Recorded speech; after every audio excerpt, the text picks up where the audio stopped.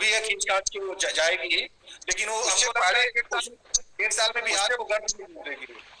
उससे पहले उसको कारनामा दिख जाएंगे। पूत के चाल जो है ना पालने में दिख जाते हैं। क्राइम फ्री भारत मिशन बवंडर होने वाला है बिहार में। तो पोदार जी थोड़ा सा वो करिए, हम कल आपको अपडेट देते हैं, ठीक है।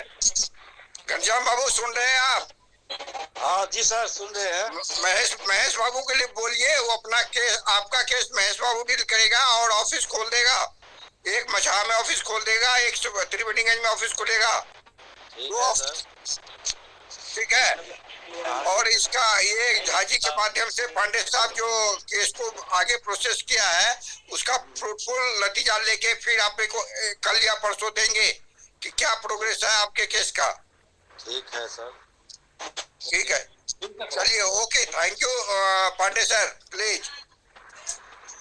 और नया आगंतुक हमारे सामने संदीप जी, आप अपना परिचय देते हुए आगे बढ़े। संदीप जी। मेरा नाम संदीप है और बादली गांव का रहने वाला हूँ। और संदीप विशाल जी है जनशक्ति पार्टी सेकुलर, उनका बादली विधानसभा से मैं पदवीगत अधिकारी हूँ। आपको आर्थिक शुभकामनाएं, यानी कि जो बादली विधानसभा से आपको काम देता हूँ संजय विशाल की तरफ से।